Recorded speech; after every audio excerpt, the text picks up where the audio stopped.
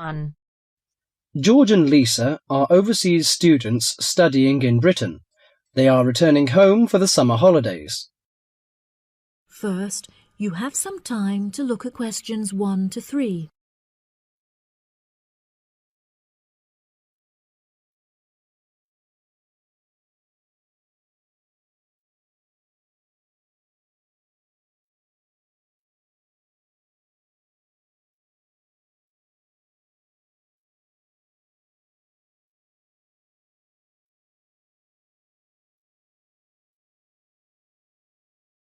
That'll be $23. Right, there's your change.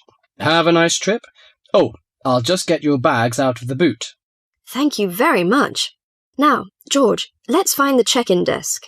Yes, but with all the changes they have made here at the airport, I'm not sure where the check-in desk is. I know, it's strange, isn't it?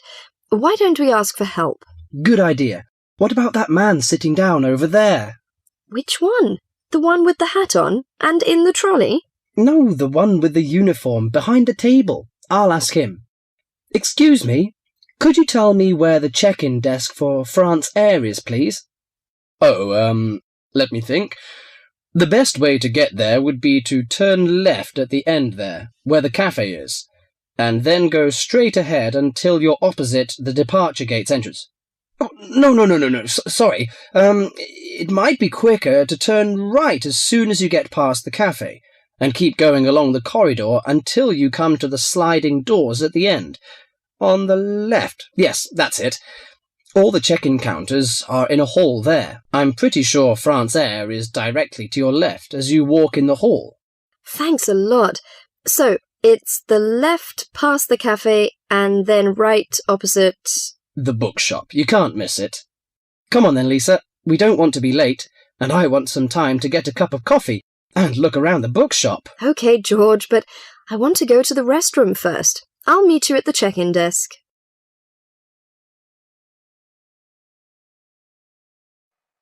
Before you hear the rest of the conversation, you have some time to look at questions 4 to 10.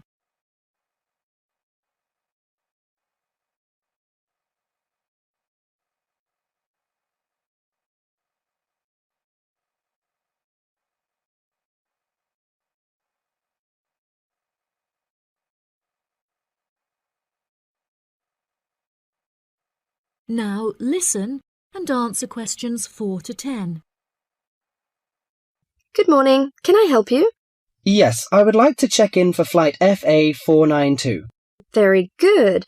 Can I have your ticket and passport, please? Oh, yes, here you are. OK, thanks. If you could just put your suitcase on the scales. Oh, I have this extra box that I want to take as well. OK, well, that's extra luggage, so I'll have to get you to fill out an excess baggage declaration certificate. It'll cost extra, I'm afraid. Let me see. $40 exactly, if the total value of your contents is under $400. Oh, well, what's the form for? It's just a form you have to fill out so that if there are any problems, we'll know where you are and how to contact you. So, if you can give me a few details, I'll key in the information. OK then, your passport says your name is Lavier. Is that right? Yes, George Lavier. George, Lavillliers.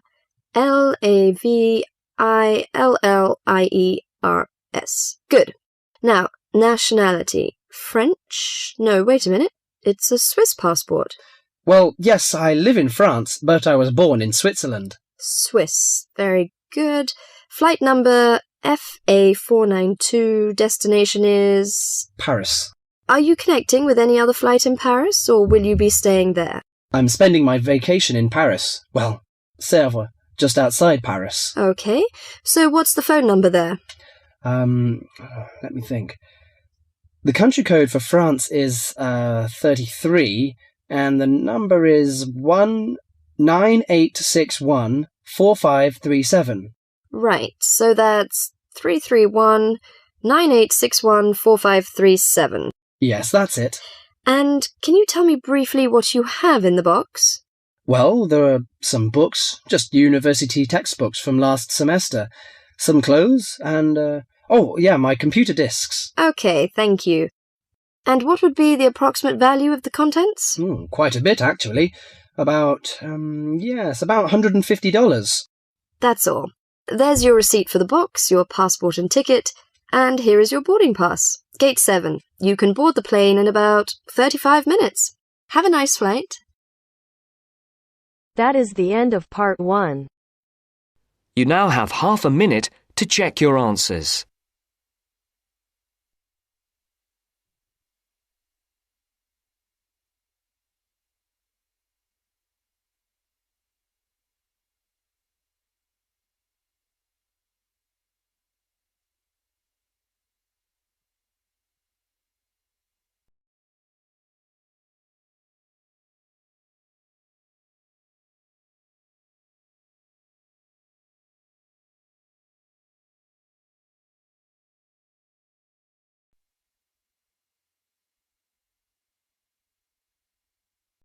Now turns to part 2. Part 2. You will hear a podcast on Canberra's theme park. Now you have some time to look at questions 11 to 16.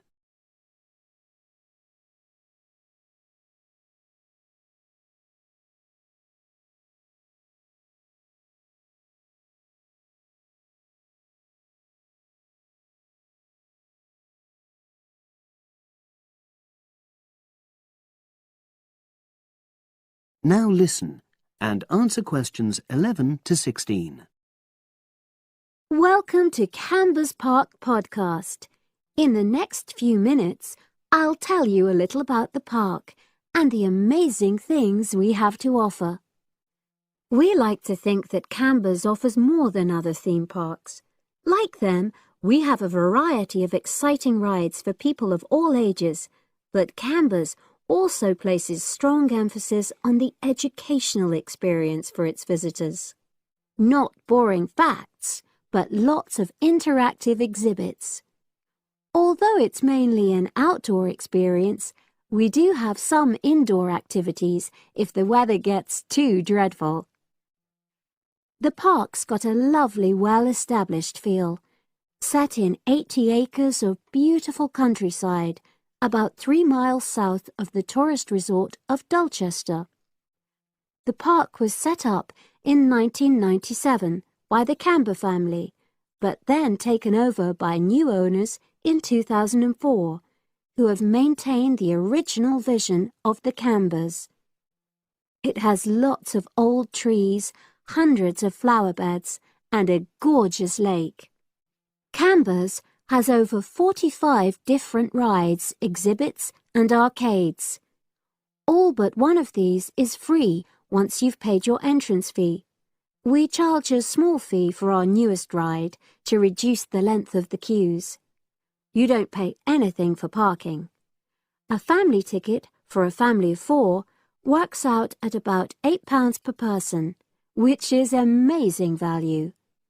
Full details of current prices are shown on our website, along with full details of rides, etc., and directions for getting to us. We also have a number of special offers. For example, if you live locally, why not join our Adventurers Club, which entitles you to 50% off ticket prices all year round, and a special lane for all rides and exhibits, which means you don't have to wait to get into any part of the park. See the Offers tab on the website. We've recently added a number of new exhibits to the park, and we're particularly proud of our Future Farm Zone, which houses over 20 different species of animals, from chipmunks to dairy cows. The emphasis is on getting near to the animals. All of them can be petted, and you can buy food for feeding the animals. Many of our younger visitors say that this is the high point of their visit. And speaking of food, don't let the animals have all the fun. We have a total of 7 different catering outlets on the site. We're open 10 to 5:30 all year round, and cold drinks and snacks can be bought at any time during opening hours. And hot food is available most of the day in the Hungry Horse Cafe from 11 until 5. just half an hour before closing time. Now you have some time to look at questions 17 to 20.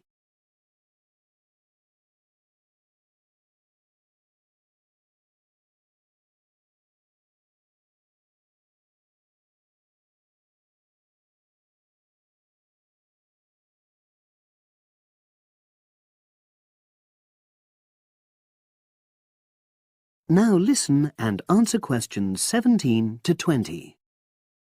Now we want all our visitors to have an exciting time when they come to the park, but our first priority must be safety. Parents and guardians know their children's behaviour and capabilities, but here at the park we have set certain conditions for each of the rides to ensure that all visitors get the maximum enjoyment out of the experience and feel secure at all times. There are 4 major rides at the park. Our newest ride is the River Adventure, which is designed to reproduce the experience of whitewater rafting. No amount of protective clothing would make any difference, so only go on this ride if you're prepared to get wet. Children under 8 can go on this ride, but all under 16s must have an adult with them. Not all of our rides are designed for thrills and spills. Our Jungle Gym roller coaster is a gentler version of the classic Loop-the-Loop, specially created for whole family enjoyment, from the smallest children to elderly grandparents, suitable for all levels of disability and health conditions.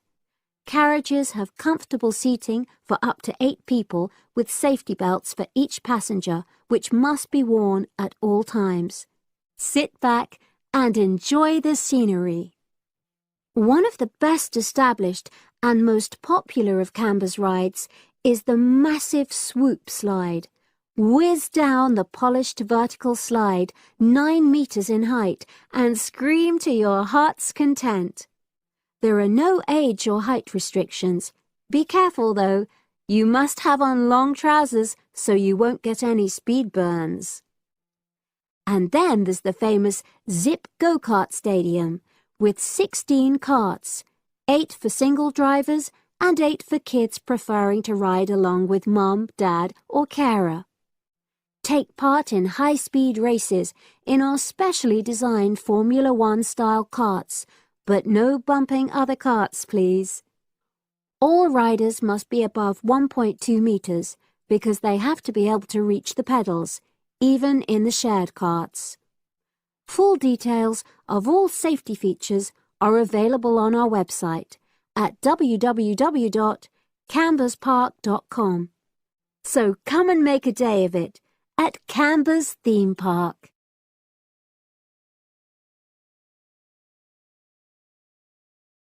That is the end of part 2. You now have half a minute to check your answers.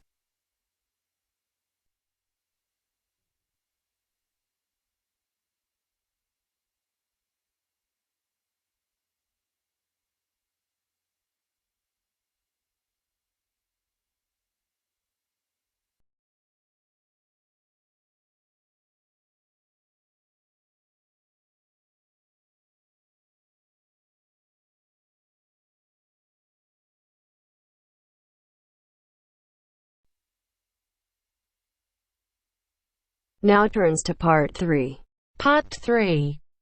You will hear a tutor and 2 students discussing the best ways to study. First, you have some time to look at questions 21 to 25.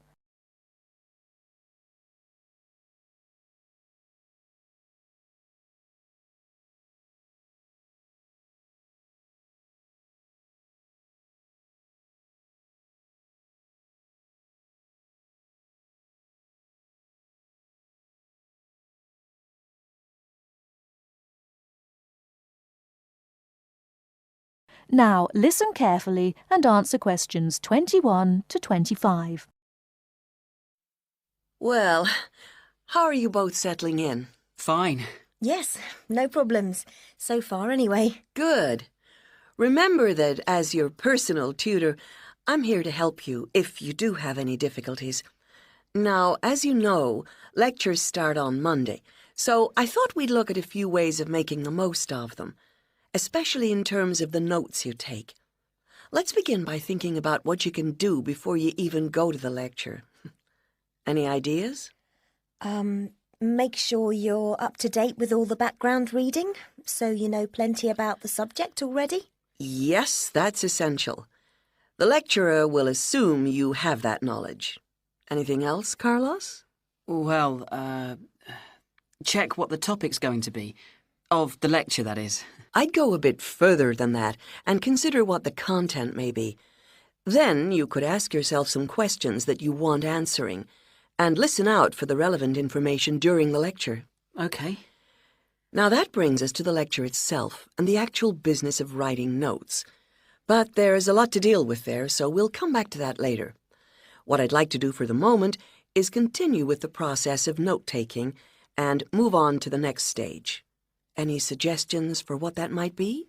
When the lecture is over, you mean? Yes, once you're able to sit down somewhere quiet with your notes. Read them? More than that, you need to make sure they'll still make sense to you weeks, months later. Edit them? Yes, that's what's needed. It's well worth spending a few minutes on it. Any missing words, anything difficult to read, things you didn't have time to jot down, now is the time to do so, while everything's still fresh in your mind. Right. And after that, when's the best time to revise them? When do you think, Carlos? I'd say just before the next lecture, in the same subject. Precisely. That's a vital time to look at them again, for obvious reasons. But it's definitely not the only time. When should you revise them again? A month later, maybe? Sooner, and much more often than that. I'd recommend you look at them again once a week. That's why it's so important they're complete and easy to follow.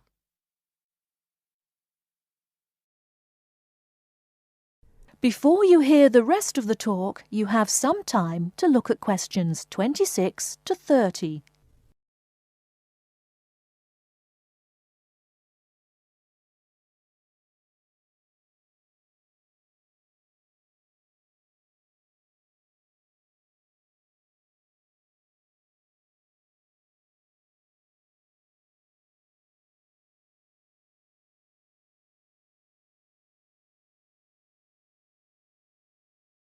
Now listen and answer questions 26 to 30.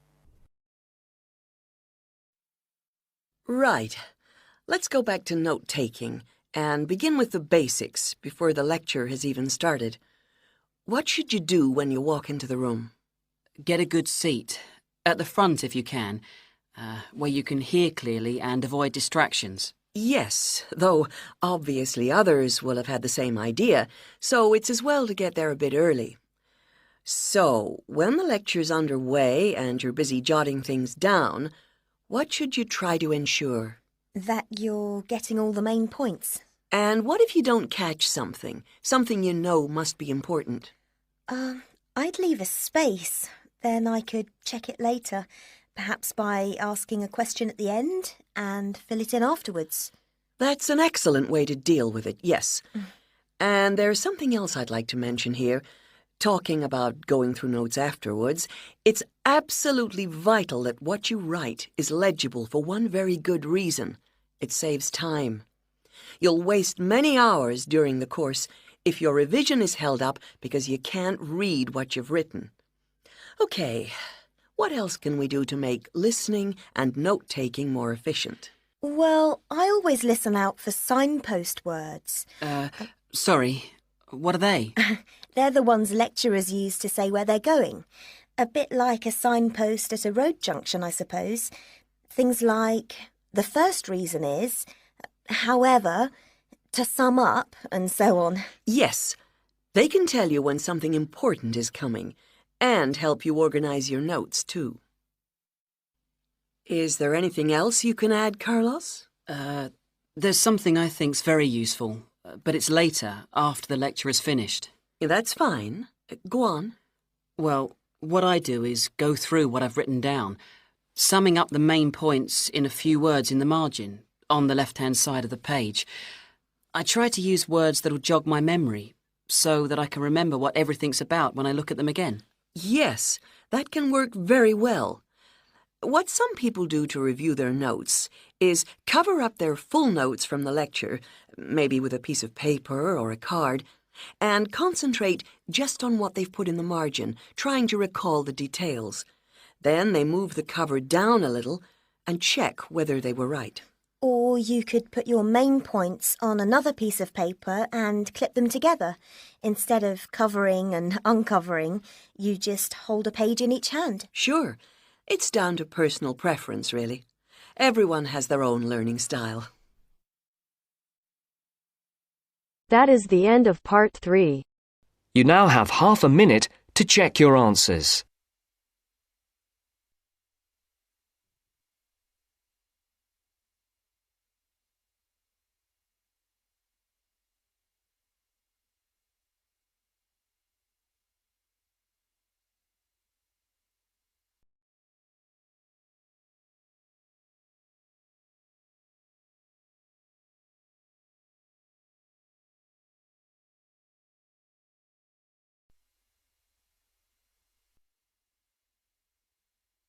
Now turns to part 4. Part 4. You will hear part of a lecture about a place called Cuba Pedy. Listen carefully and answer questions 31 to 36.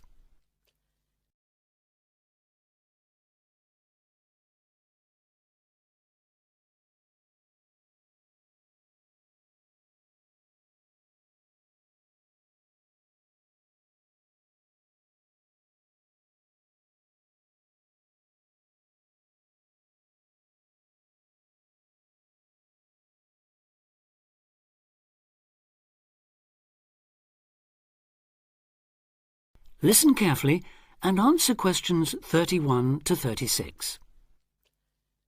Good afternoon.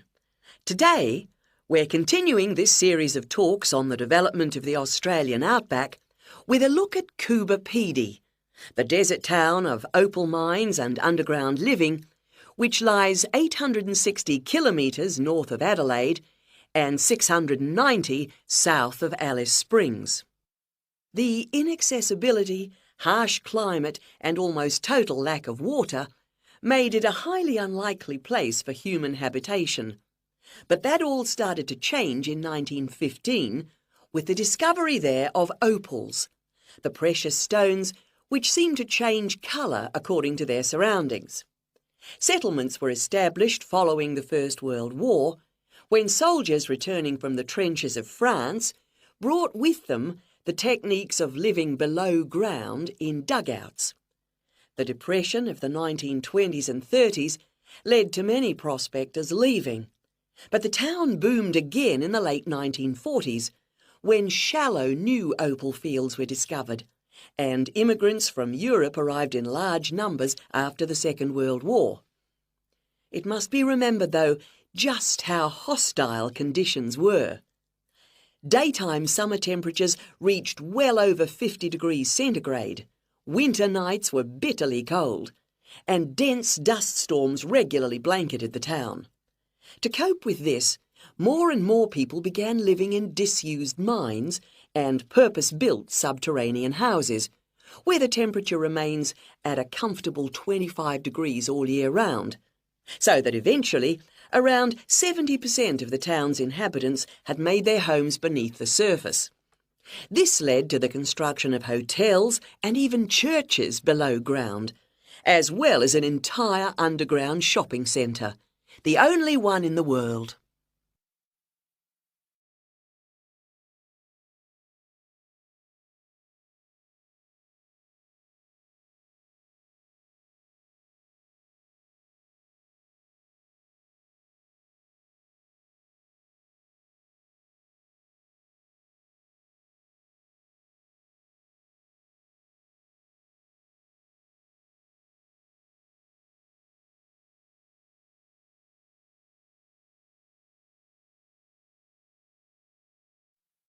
Now answer questions 37 to 40. Perhaps not surprisingly, This has now led to the emergence of a secondary industry, tourism. Increasing numbers of visitors come to see the tunnels and the caves with their ventilation shafts, the weird machines lying about in the town, and, just beyond it in the scorched red desert, the conical hills thrown up by the world's biggest opal mines. It's a logical stopping place for travellers too.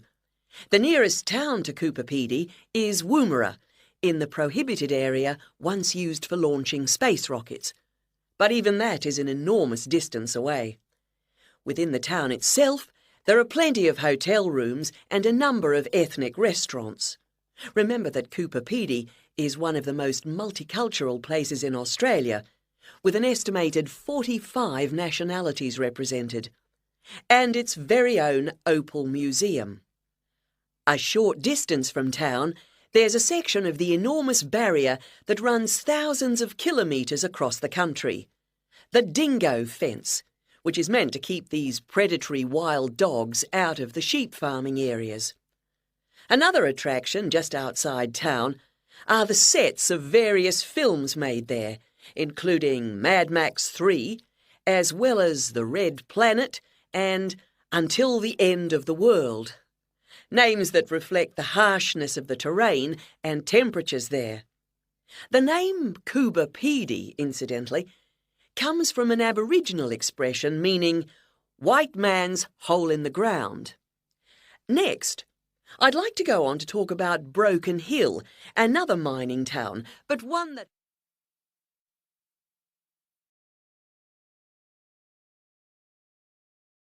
That is the end of part 4. You now have half a minute to check your answers.